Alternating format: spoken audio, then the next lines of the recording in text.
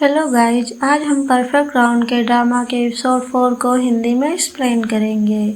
अब यान कहता है कि तुम्हारे पीछे कुछ दूर में एक रिपोर्टर हमारी फ़ोटो खींच रहा है, जिससे हुजू कहती है ओके तो क्या हम फिर से ट्राई करें ताकि उन्हें कुछ अच्छे एंगल से हमारी फ़ोटो मिल जाए।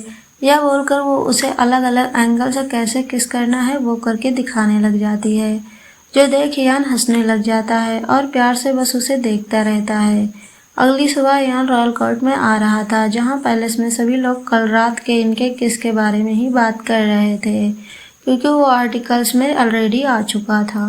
तो यान अपने सारे मंत्रियों के सामने कहता है कि अब हमें एक ऑफिशियल स्टेटमेंट जारी करना ही होगा। एक मिनिस्टर कहता है कि यह सही नहीं होगा, आपके सम्मान की बात है। यान कहता है कहीं आप सब इस होप में तो नहीं हो ना कि मैं सबको डिनाई कर दूंगा, तो ऐसा नहीं होगा। और जहाँ तक रही मेरी सम्मान की बात, तो अगर ग्रैंड प्रिंस किसी लड़की को किस करेंगे और फिर कहेंगे कि ऐसा कुछ सीरियस नहीं है, उसमें मेरा क्या सम्मान रहेगा। तो मिस्टर इनप्योंग कहते हैं कि वह लड़की कोई नोबल फैमिली से नहीं है, ऊपर से वह नाजायज है। मिस्टर इनपोंग और कुछ कहते इससे पहले प्राइम मिनिस्टर मिन कहता है कि एक स्टेटमेंट जारी कर दीजिए। जैसा कि ग्रैंड प्रिंस यान ने कहा, यह स्कैंडल एक ग्रैंड प्रिंस का है, इसीलिए हम डैमेज कंट्रोल तो करना ही होगा। इसलिए आप क्लियरली या कंफर्म करेंगे कि अभी शादी की कोई पॉसिबिलिटी नहीं है। आप दोनों की पहचान अभी भी शुरू हुई है और शादी को लेकर कोई बात अब तक नहीं हुई है। इससे किसी भी तरह का कंफ्यूजन और नहीं बढ़ेगा। मिस्टर इनप्योंग फिर कुछ कहने जा रहे थे, पर मिन उससे पहले कहता है कि एक यंग कपल का प्यार करना या अलग हो जाना काफ़ी नॉर्मल बात है। अगर हम इसे नॉर्मली ही ट्रीट करें तो सबके लिए ही ज़्यादा अच्छा होगा। इतना सब तो मिस्टर इनप्योंग मान लेते हैं, पर फिर वो कहते हैं कि हुजू को ग्रैंड प्रिंस यान के प्राइवेट रेजिडेंस से निकाल देना चाहिए, जिसके लिए यान मना करता है उसकी सेफ्टी का रीजन बताकर। देन वो कहता है शायद हम अलग हो जाए या फिर फ्यूचर में वो मेरी वाइफ भी बन सकती है। मैन कहता है कि अगर मिस हुजू आपके प्राइवेट रेजिडेंस में रहेंगी तो आपको पैलेस में ही रहना होगा ताकि कोई और रूमर न फैले। तो इसी के साथ यान को ऑफिशियल स्टेटमेंट जारी कर दिया जाता है, जिससे क्वीन मदर तो काफ़ी गुस्सा हो जाती है, पर उनके डैड यानी मिस्टर इनप्योंग उन्हें समझाते हैं कि मैं सब कुछ हैंडल कर लूँगा, क्योंकि ग्रैंड प्रिंस को अपना दामाद बनाने के लिए नोबल फैमिलीज की कमी नहीं होगी और बिजनेस की दुनिया में हुजू को उसकी औकात दिखाने वाले कई लोग मिल जाएंगे। तो न्यूज़ चैनल्स में भी ऑफिशियल स्टेटमेंट ब्रॉडकास्ट हो जाता है कि यान और हुजू अभी सिर्फ डेटिंग फेज में है, शादी की कोई भी बात अभी कंफर्म नहीं हुई है। तो यही हुजू मैनेजर किम और बाकी सारे लोग टीवी पे देख रहे होते हैं। तभी यान आता है तो हुजू उससे बात करने जाती है। पेपर में उनकी किस वाली फ़ोटो देखकर वो कहती है कि मुझे तो पता ही था कि यही होगा, इसलिए तो मैंने कहा था कि दोबारा ट्राई करते हैं। या एंगल ही सही नहीं था, या तो ऐसा लग रहा है जैसे कोई एलिमेंट्री के स्कूल के बच्चे किस कर रहे हैं। इसीलिए मार्केटिंग तभी काम करता है जब या तो इतनी आकर्षक हो कि कोई इग्नोर ही न कर पाए, या इतनी बेशरम कि ऑटोमेटिक लोगों को ध्यान खींच लिए। इसीलिए इस डेटिंग फेज वाली चीज़ से हमारा कुछ भी नहीं होने वाला। अब हुजू जिस तरह के एग्जाम्पल्स दे रही थी, उसके लिप्स को देखकर यान को उनके किस का याद आ जाता है। तभी हुजू उसके फेस को होल्ड करती है और कहती है जितनी जल्दी हम शादी करेंगे उतनी ही जल्दी हम डिवोर्स ले सकेंगे। यान कहता है रॉयल वेडिंग्स ऐसे नहीं है, उसमें बहुत सारे स्टेप्स होते हैं। हुजू कहती है वेस्ट करने के लिए हमारे पास उतना टाइम नहीं है। यह बोलकर उसके करीब आ जाती है। यान कहती है तुम्हारे पास टाइम है अभी? यान कहता है थोड़ा टाइम तो है, पर क्या करना है? हुजू कहती है तुम्हें कहीं ले जाना है, चीज़ों को थोड़ा स्पीड अप करने के लिए। तो हुजू तैयार होकर बाहर आती है, पर यान को स्पेशल ड्रेस कुछ खास पसंद नहीं आती, तो हुजू अपने नॉर्मल रेगुलर ड्रेस में ही आती है। फिर दोनों रेडी हो जाते हैं जाने के लिए। कार में जाते हुए होन हुजू को देखकर कहता है कि यह ड्रेस काफ़ी प्लेन लग रहा है, जिसको हुजू समझ जाती है कि वो यान के ड्रेस के लिए कह रहा है। इसीलिए वो कहती है कि हाँ सही कहा तुमने, यह काफ़ी डल और ओल्ड सूट लग रहा है। जिस पे होन कहता है कि मैं आपके ड्रेस की बात कर रहा था। हुजू कहती है ऐसा नहीं हो सकता। देन वो यान को मिरर पकड़ाते हुए अपना चेहरा देखने लगती है और कहती है मैं कितनी चमक रही हूँ, सो प्रिटी, जो देखकर यान स्माइल करता है। जिसके बाद वो लोग एक बेसबॉल मैच देखने पहुँचते हैं, जहाँ हुजू साउथ टीम की जर्सी पहन के आती है और यान के लिए भी एक जर्सी लेकर आती है, क्योंकि मैचिंग जर्सी पहनकर अच्छे लगेंगे। पर यान कहता है कि ग्रैंड प्रिंस यान या जर्सी नहीं पहन सकते। क्योंकि वो रॉयल फैमिली के रिप्रेजेंट कर रहे हैं, इसीलिए वो किसी को भी सपोर्ट नहीं दिखा सकते। तो हुजू यह जर्सी हॉर्न को दे देती है अपने टीम के लिए एक और सपोर्टर बढ़ाने के लिए, पर इयान वो जर्सी उससे लेकर अपने पास रख लेता है। इधर स्टेडियम में हुजू को अपना भाई और भाभी मिल जाती हैं, जो इयान को देखकर ही एकदम भोले भाले बन जाते हैं और इयान को अपना इंट्रो देते हैं। तभी मैच शुरू होने वाला था और मिन आया था पहले थ्रो करने के लिए, जिसको हुजू बहुत ही चेयर कर रही थी, जो देखकर इयान तो काफ़ी जेलस फील होता है। इसके बाद मिन हुजू और इयान के पास चला जाता है बैठने के लिए, तो हुजू इयान को थोड़ा साइड में खिसका देती है मिन के लिए जगह बनाने के लिए। अब मिन के लिए इतना ज़्यादा अटेंशन देता हुआ देखकर इयान को तो बिल्कुल भी अच्छा नहीं लग रहा था। तभी हुजू उसे खाना खाने को कहती है, पर इयान मना कर रहा था। हुजू कहती है थोड़ा सा खा लो, तो मिन उसे बताता है कि ग्रैंड प्रिंस इयान ऐसे ही बाहर का खाना नहीं खा सकते, क्वालिटी एंड सेफ्टी चेक करने के बाद ही वो खाना खा सकते हैं। हुजू पूछती है क्या शादी के बाद मुझे भी यह सब फॉलो करना पड़ेगा। इयान कुछ कहता उससे पहले स्टेडियम के सारे लोग किस किस चिल्लाने लग जाते हैं, क्योंकि वो दोनों किस कैंप में आ गए, जो देखकर ह्योन भाग कर आता है, नहीं नहीं चिल्लाने लग जाता है। पर पब्लिक तो और ज़्यादा चेयर करने लग जाती है। तो इयान हुजू के कान में कहता है कि तुम्हें ही चीज़ों को स्पीड अप करना था, तो लो अब करके दिखाओ जो उसने उसे टीच करने के लिए कहा था। अब सबके सामने हुजू शायद तो फील कर रही थी, इसीलिए वो अपने फ़ोन में लिख के दिखाती है कि ग्रैंड प्रिंस इयान को अपनी मर्यादा बनाए रखनी है, इसीलिए हम लोग अभी किस नहीं कर सकते। इस तरह से वो सिचुएशन संभाल लेती है। तो अब इनके बाहर जाने के टाइम रॉयल गार्ड्स आ चुके थे। वो लोग अम्ब्रेला से सारे मीडिया वालों को कवर कर रहे थे, पर हुजू तो नीचे झुककर ऊपर उछल उछल कर हाय हेलो कर रही थी। वो इयान को कहती है कि अगर ये लोग हमें ऐसे ही कवर करते रहेंगे तो मीडिया वाले हमारी फ़ोटोज कैसे क्लिक कर पाएंगे। तभी वहाँ पे मिन आ जाता है एंड हुजू को डिनर के लिए इनवाइट करता है। हुजू कहती है हमने अभी तो कॉर्न डॉग्स खाए हैं। मिन कहता है कि इतने में तुम्हारा पेट थोड़ी ना भरता है, याद है ना फ्लावर ऑफ ऑनर वाले दिन तुमने कितना सारा खाना खा लिया था। जो सुन इयान को तो काफ़ी गुस्सा आता है एंड और ज़्यादा जेलस फील करने लगता है। तो हुजू इयान को अकेले पैलेस लौटने को कहती है, क्योंकि वो मिन के साथ डिनर पे जो जा रही थी, जिस पे इयान कहता है कि मैं भी तुम लोग के साथ आऊँगा, हम साथ में आए थे और मैं अकेला जाऊँ यह अच्छा नहीं लगेगा। यह बोलकर वो हुजू के लिए कार का डोर ओपन करता है। हुजू कार के पास आती है एंड फिर से उछल उछल कर मीडिया वालों को बाय करने लगती है, पर ह्योन तो छाता के साथ उछल उछल कर उसे कवर कर दे रहा था। तो हुजू को कार में बैठाने के बाद इयान मिन से जाकर कहता है कि आज ऑफिस में ज़्यादा काम नहीं है क्या। यह बोलकर अपने कार में बैठ जाता है। दिन वो लोग एक रेस्टोरेंट पहुंचते हैं, पर यहाँ भी इयान कुछ खा नहीं सकता था, क्योंकि वो रॉ फूड भी नहीं खा सकता। हुजू हैरानी से सी फूड्स के नाम गिनाने लग जाती है जो इतने टेस्टी होते हैं। इयान कुछ भी नहीं खा सकता। मिन कहता है इसीलिए तुम्हें ग्रैंड प्रिंस से शादी नहीं करनी चाहिए, क्योंकि इसके बाद तुम्हें भी यह सब कुछ फॉलो करना पड़ेगा। हुजू फिर पूछती है कि और कौन कौन सी चीज़ें मना है, तुम्हें और क्या क्या करना अलाउड नहीं है, जिससे इयान को अपने बचपन का एक फ्लैशबैक याद आता है, जब वो अपने बड़े भाई के साथ खेल रहा था, जिसको बचपन से ही क्राउन प्रिंस का दर्जा दे दिया गया था। तो दोनों हैप्पीली खेल रहे थे। तब इयान ने अपने बड़े भाई से पूछा था कि क्या मैं आपका ड्रैगन रो पहन सकता हूँ। ह्योन तो हैप्पीली उसे अपना ड्रैगन रो उतार के पहना देता है और उसकी तारीफ करता है कि उसमें बहुत ही अच्छा लग रहा है। तभी उनके डैड यहाँ आ गए थे और आते ही इयान को खींचकर एक थप्पड़ लगा दिया था क्राउन प्रिंस के कपड़े पहनने के लिए, और इसी वक्त इयान को वार्न किया था कि वह कभी भी रेड कलर के कपड़े नहीं पहनेगा, क्योंकि रेड कलर सिर्फ क्राउन प्रिंस पहन सकता है। प्रेजेंट सीन में इयान और कुछ नहीं कहता। हुजू को फूड सर्व करता है एंड खाने के लिए कहता है और उसे हैप्पीली खाता देखकर ही खुश हो जाता है। फिर यहाँ रॉयल पैलेस वापस आ जाता है, जहाँ कोर्ट लेडी चॉय तो उसे डांटने ही लग जाती हैं रॉ फूड रेस्टोरेंट में जाने के लिए, वो अभी बिना सिक्योरिटी के साथ। इयान कहता है डोंट वरी, मैंने कुछ भी नहीं खाया और सिक्योरिटी को लेकर भी कोई प्रॉब्लम नहीं हुई। कोर्ट लेडी चॉय कहती है कि पर आपको रॉयल फैमिली की मर्यादा को ध्यान में रखना चाहिए। इयान कहता है मैंने रखा तो।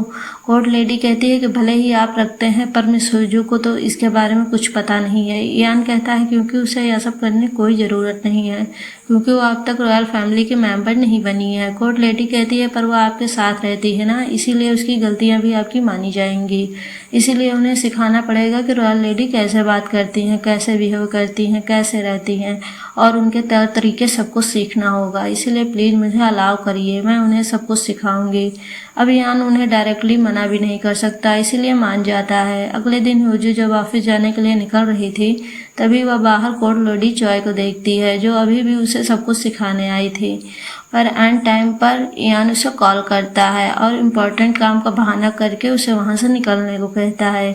तो हुजू ऐसा ही करती है। यान कहता है तुम जरा उनसे बच के रहना क्योंकि वो तुम्हें रॉयल रेशन देने वाली हैं। हुजू कहती है डोंट वरी, मैं इन्हें संभाल लूँगी। जो सुन यान स्माइल करता है।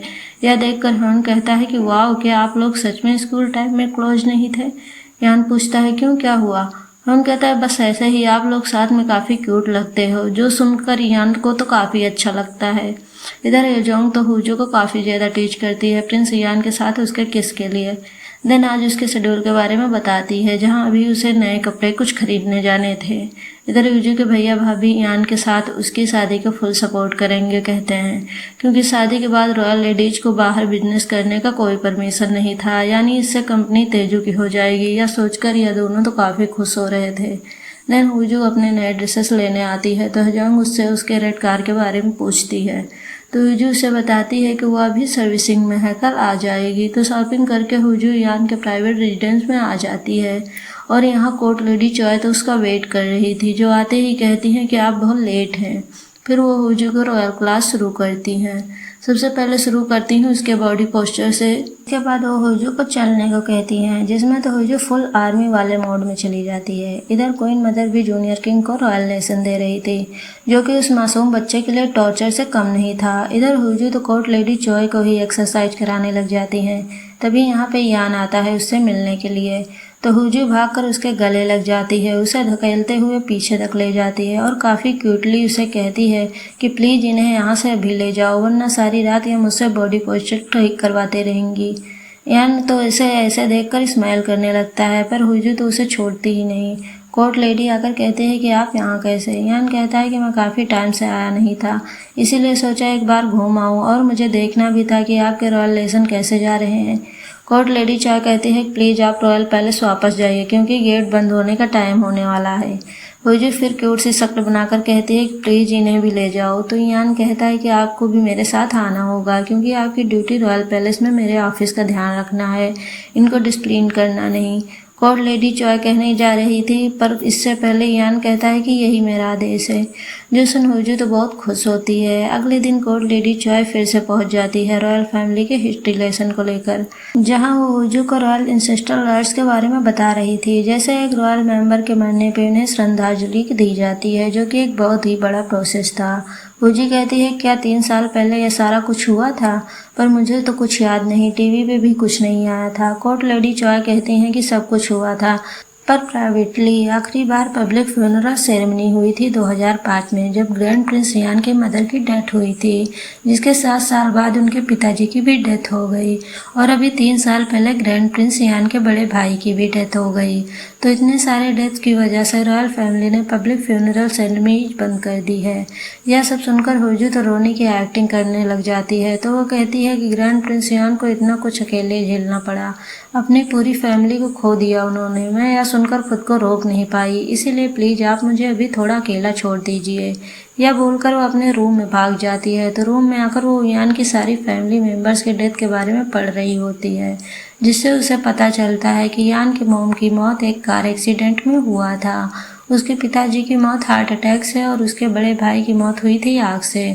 जो सब देखकर उसे सच में यान के लिए काफ़ी बुरा लगता है, इसीलिए वो उसे कॉल करती है, पर यान कॉल पिक नहीं करता, क्योंकि वह अभी क्वीन मदर से मिलने आया था, जो एक्चुअली उसे एक नोबल फैमिली की लड़की से मिला रही थी। तो वो कल इस लड़की के साथ उसे एक डिनर पर जाने के लिए कहती है। यान को तो उनका प्लान समझ में ही आ रहा था। यान कहता है कि आप काफ़ी टाइम से बीमार लग रही हैं। वह उनके कोर्ट लेडी को बुलाता है और पूछता है कि क्वीन मदर को क्या हुआ है, इतने टाइम से वह बीमार है। रॉयल फिजिशियन क्या कर रहे हैं? वह कोई जवाब नहीं दे पाती। तो यान कहता है कि क्योंकि क्वीन मदर इतनी बीमार है, जब तक वो ठीक नहीं हो जाती तब तक रॉयल फिजिशियन के अलावा और कोई भी उनसे नहीं मिलेगा, ना ही जूनियर किंग, ना ही इन प्योंग। यह मेरा ऑर्डर है बोलकर वह चला जाता है। देन अपने ऑफिस में आकर वह ह्योन को उस लड़के के बारे में सब कुछ पता करने को कहता है। ह्योन उसे बताता है कि मिस हुजू आपको कॉल कर रही थी। तो यान हुजू को कॉल करता है और कहता है मैं बहुत बिजी हूँ, इसीलिए जो भी कहना है जल्दी बोलो। यह सुन हुजू को गुस्सा आता है, पर वह अपने गुस्से को शांत करती है, क्योंकि यान के साथ इतना कुछ बुरा जो हुआ था इसलिए हुजू उसके लिए काफ़ी सैड फील करती है और कहती है कि मैं बस एक ही बार बोलूँगी कि मैं तुम्हारे साथ हूँ। हस्बैंड और वाइफ को एक साथ खड़े रहना चाहिए ना, इसीलिए मैं हमेशा तुम्हारे साइड रहूँगी। जो सुन यान कॉल कट कर देता है और स्माइल करता है और हन को बुलाकर कहता है कि शाम तक मुझे सारा काम ख़त्म करना है, फिर हम मेरे प्राइवेट रेजिडेंस जाएंगे, इसीलिए फटाफट काम ख़त्म करते हैं। तो यान हुजू से मिलने के बारे में सोचकर ही बहुत ज़्यादा खुश होता है। इधर जूनियर किंग स्कूल में होता है, जहाँ कुछ बच्चे गलती से उससे टकरा जाते हैं तो गार्ड्स तुरंत ही उन बच्चों को डांटने पहुँच जाते हैं, पर जूनियर किंग उन्हें रोक देता है और उस बच्चे को उसकी किताब उठाकर देता है। तो बच्चे उसे थैंक यू कहकर चले जाते हैं। तभी कार में से मिन बाहर आता है एंड जूनियर किंग को कहता है कि आज ही उसे उसकी हिस्ट्री क्लास लेनी पड़ेगी क्योंकि संडे को उसे कुछ काम था। तो यहाँ वो दूसरे बच्चे को खेलते कूदते हुए भागते हुए जाते देखकर कहता है कि मुझे भी इनकी तरह खेलना है। तो वो मिन से एक रिक्वेस्ट करता है आज के हिस्ट्री क्लास के बदले इधर यान के घर पे हुजू को चलना सिखाया जा रहा था। तभी यहाँ पर मिन जूनियर किंग को लेकर पहुँच जाता है क्योंकि वह खेलना चाहता था। तो हुजू बहुत सारे गेम्स के बारे में बताती है, सिखाती है और हुजू एक शर्त रखती है कि लूजर को विनर की एक विश पूरी करनी होगी, जिसके लिए जूनियर किंग मान जाता है। तो फिर सभी लोग गेम्स खेलना शुरू करते हैं। स्क्विड गेम वाले सारे गेम से लेकर लुका छुपी, पकड़म पकड़ाई, डॉट्स गेम तक खेलते हैं। तो आखिरी बार में जूनियर किंग जीत जाता है। तो वो हुजू से कहता है कि आपने ही कहा था कि लूजर को विनर की एक विश पूरी करनी होगी, तो मेरी विश है कि मुझे उस रेड कार में बैठना है। वो विंग्स वाले कार कोरिया में सिर्फ एक ही है और वो मुझे बहुत पसंद आई, तो मुझे एक बार इसमें बैठना है। कोर्ट लेडी इसके लिए मना करती है क्योंकि ये ऑथराइज्ड कार नहीं है और जूनियर किंग को कहती हैं कि आपको अपनी मर्यादा बनाए रखनी है। जो सुन जूनियर किंग तो रोने ही लग जाता है एंड कहता है कि मैं राजा होकर यह सब क्यों नहीं कर सकता। वो तो ज़मीन पर लेट कर रोने ही लग जाते हैं, इसलिए इन्हें मनाना ही पड़ता है। अब क्योंकि यह कार सिर्फ हुजू के पास थी इसीलिए उसी को ड्राइव करना पड़ेगा। इधर यान भी अपने घर आने के लिए निकलता है। इधर हुजू भी तैयार होकर आ जाती है। कोर्ट लेडी कहती है कि विंडोज हमेशा बंद रखिएगा ताकि जूनियर किंग किसी के नज़र में ना आए और स्पीड लिमिट 60 के नीचे और मेरे साथ कॉल पे कनेक्ट रहिएगा।